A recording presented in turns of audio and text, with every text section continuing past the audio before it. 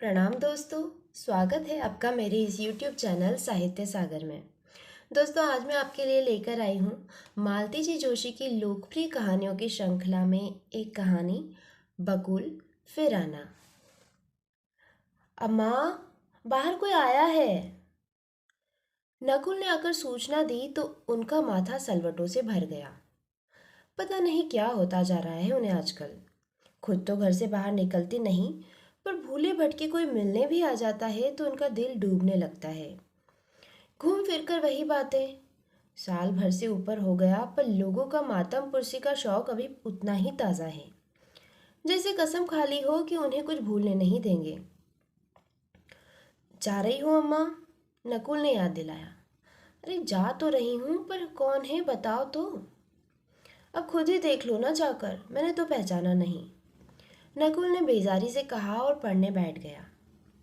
पढ़ाई के बीच उठना पड़े तो वैसे भी उसका दिमाग गर्म हो जाता है, पर वह क्या करे। वह निमंत्रण देने जाती है किसी को। नकुल ने पहचाना नहीं है तो ज़रूर लड़की वाले होंगे। आजकल हर दूसरे चौथे दिन राहुल के रिश्ते वाले आ जाते हैं। उन्होंने अपनी साड़ी का मुआयना किया, उठकर सलवटें ठीक की और बालों पर हाथ फेरते हुए बाहर आ गई। देखा, कुर्सी पर एक दुबली पतली सांवली सी 17-18 साल की लड़की बैठी हुई है और खिड़की से सड़क का नज़ारा देख रही है।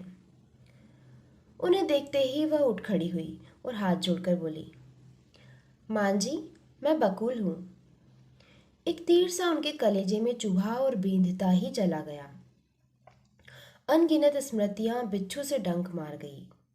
साल डेढ़ साल से वे यह नाम जुबान पर नहीं लाई थी, पर उससे क्या, अंतस में तो हथौड़े सा वह निरंतर बजता ही रहता था। क्या नाम बताया तुमने? उन्होंने कुछ संभलने के बाद पूछा। नाम तो कुछ भी हो सकता है माँ जी, पर आपके लिए मैं बकुल ही हूँ। लगा जैसे ततैया का एक झुंड उन पर टूट पड़ा हो। सांप की तरफ फुफकार उठी वे। तो ये बात है, जानबूझकर बड़ी ठसक के साथ उनके पास नई बहू को भेजा गया है। तुमने तो कोई कसर नहीं उठा रखी थी, फिर भी हम दुल्हन ले ही आए। बकुल की उस करुण और अकाल मृत्यु पर दोनों लड़के क्रोध से पागल हो गए थे और मरने मारने पर उतर आए थे। बड़ी मुश्किल से उन्होंने समझाया था कि इससे बकुल तो लौटेगी नहीं। कचहरी के चक्कर लगाते लगाते जिंदगी चौपट हो जाएगी सो अलग। लड़के उस समय मान तो गए थे, पर उन्होंने कसम खा ली थी कि अब किसी लड़की को वे इस घर में आने नहीं देंगे। इसलिए बिरादरी में हर कहीं वे अशोक का, उसके माता पिता का बखान कर चुके थे। जहाँ कहीं भी बात चलती, भड़क पड़ते दोनों। दोस्तों की टोली लेकर पहुंच जाते। समझा बुझाकर या धौंस डपट से रिश्ता तुड़वा कर ही मानते। पर हिंदुस्तान में लड़कियों की कमी नहीं है। वे लोग भी कम चालाक नहीं थे। ऐसे चुपके से ब्याह कर आए कि किसी को कानो कान खबर भी न हुई। अखबार में दोनों की फोटो निकली, तब जाकर पता चला। सामने खड़ी लड़की को देखा और उन्हें फूल सी बकुल का आंख से झुलसा विकृत चेहरा याद आ गया। मन जैसे सुलग उठा। इच्छा तो हुई नकुल से कहे, इसे धक्के मारकर निकाल दे, पर मुंह से जहर डूबे स्वर में वह इतना ही कह पाई, तो तुम हो वो। क्या सोचकर शादी की है उस राक्षस से? मां जी, हिंदुस्तान में लड़कियां शादी करती कहाँ हैं, वो तो हो जाती है। उन्होंने चौंक कर देखा। लड़की का चेहरा हंसमुख था, पर आंखें गहरी झील सी उदास थी। अब उन्हें यह भी भान हुआ कि लड़की अब तक खड़ी है। बैठो, उन्होंने कहा और खुद भी एक कुर्सी पर बैठ गई। फिर एक लंबा मौन दोनों के बीच खींच गया। तब उन्हें लगा कि बात अगर कुछ करनी है तो पहले उन्हीं को करनी होगी। लड़की तो बिल्कुल जरा सी है, शायद बकुल से भी छोटी। घर कहाँ है तुम्हारा? मिर्ज़ापुर।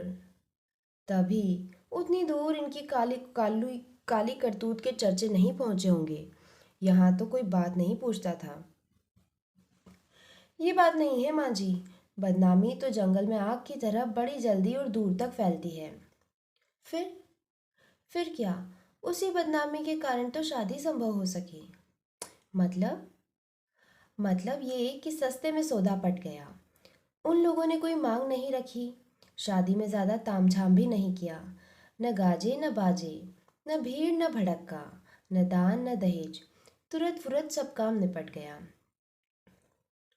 यूं जानबूझकर कोई मक्खी निगलता है? वे अवाक थी। हम लोग 4 बहनें हैं माँ जी, लड़की ने शांत स्वर में कहा।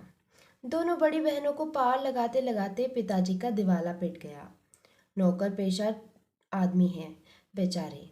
जायदाद के नाम पर एक घर है जिसमें हम लोग रहते हैं। छोटी दीदी की शादी में वह भी रहन रख देना पड़ा। ऐसे में अगर एक लड़की सस्ते में निपट जाती है तो क्या बुराई है।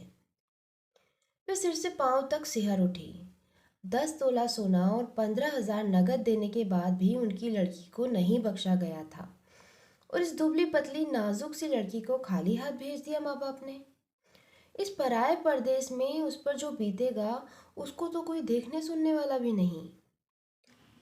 क्या सोचने लगी आप? बेटे, तुम्हारे माँ बाप ने ये अच्छा नहीं किया। तुम इन लोगों को अभी जानती नहीं हो। जानकर ही क्या हो जाएगा माँ जी, जो भाग्य में लिखा होगा वही तो होगा। दान दहेज सुरक्षा की गारंटी थोड़ी देते हैं। ठीक तो कह रही है लड़की, दान दहेज सुरक्षा की गारंटी कहाँ दे पाते हैं। पता नहीं उन्हें क्या सूझी, उठी और बीच का दरवाज़ा बंद कर लिया। फिर जैसे सफाई देते हुए बोली, मैं तो बूढ़ी हूँ सो जब्त कर गई, पर बच्चे तुम्हें सहन नहीं कर पाएंगे। मुझे मालूम है, मैं तो दरअसल राखी के दिन ही आने वाली थी। सोचा मेरे रहते भाइयों की कलाई सुनी नहीं रहनी चाहिए, पर हिम्मत नहीं पड़ी। सोचा पहले माँ से मिलूंगी, माँ अपना लेगी तो भैया लोग अपने आप माफ़ कर देंगे। नहीं नहीं, माफ़ी किस बात की, तुम्हारा कोई कसूर थोड़े ही है। यही तो मैं कहती हूँ, मेरा कसूर थोड़े ही है, मुझसे क्यों नाराज रहेंगे आप लोग।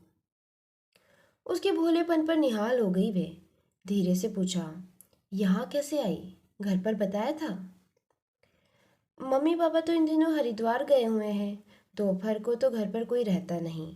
महरी को साथ लिया और चली आई। उसकी अंदर आने की हिम्मत नहीं पड़ी, दूर से ही घर दिखाकर चली गई। तुम्हें डर नहीं लगा? डर कैसा? अपनी माँ के पास जाने से डर कैसा?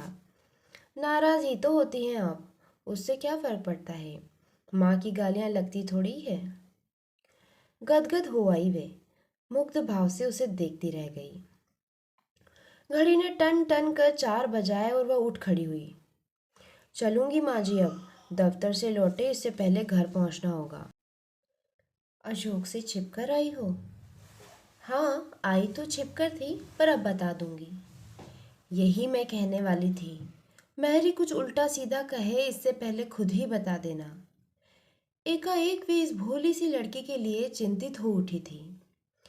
1 मिनट रुकना बेटा, उन्होंने कहा और दरवाज़ा धीरे से ढेलकर भीतर आ गई।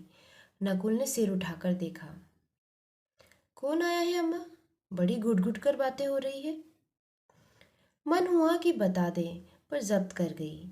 इन लड़कों का कोई भरोसा थोड़े ही है, जरा से में उबल पड़ते हैं। बेचारी जरा सी लड़की। ये तो गनीमत हुई कि राहुल घर पर नहीं है। वो तो नकुल जैसा सीधा साधा भी नहीं है, फौरन भाप लेता। उस दिन पेपर में फोटो निकली थी, उसने संभाल कर रखी हुई है। कह रहा था किसी दिन रास्ते में नजर आ गए तो तेजाब डाल दूंगा मुंह पर। उसके दफ्तर से लौटने से पहले जा रही है, अच्छा ही है। वे बाहर आई तो लड़की ने पूछा, ये क्या है माँ जी? कुछ नहीं बेटे, थोड़ा सा शगुन है। पहली बार घर आई हो, मुझे माँ कहकर पुकारा है, खाली हाथ कैसे जाने दूँ। ना माँ जी, आज नहीं, आज तो सिर्फ आपका आशीर्वाद लूंगी। जिस दिन भैया लोगों का अपने हाथ से टीका करूंगी, उस दिन जो भी देंगी ले लूंगी, पर आज माफ़ करें। और वो एकदम पलट कर चल दी। वे घिसट कर दरवाजे पर आई, तब तक वो सीढ़ियाँ उतर चुकी थी। वहीं खड़ी होकर उन्होंने आवाज़ दी, फिर आना। वो पलटी और हंस दी। उसकी आंखों की कोर गीली थी, पर वो हंस रही थी। हे ईश्वर, ये सदा इसी तरह हंसती रहे, उन्होंने ठाकुर जी के सामने हाथ जोड़कर कहा। पर उसका जिद्दी मन वही देहरी पर खड़ा पुकार रहा था, बकुल, फिर आना, फिर आना। दोस्तों, कहानी यहीं समाप्त होती है। कहानी आपको कैसी लगी मुझे कमेंट बॉक्स में लिखकर ज़रूर भेजना। और दोस्तों, अगर मेरे द्वारा सुनाई गई कहानियाँ आपको पसंद आ रही है तो प्लीज़ मेरे चैनल को सब्सक्राइब कीजिए तथा अपने दोस्तों तथा परिचितों में शेयर भी कीजिए। आपका बहुत बहुत धन्यवाद।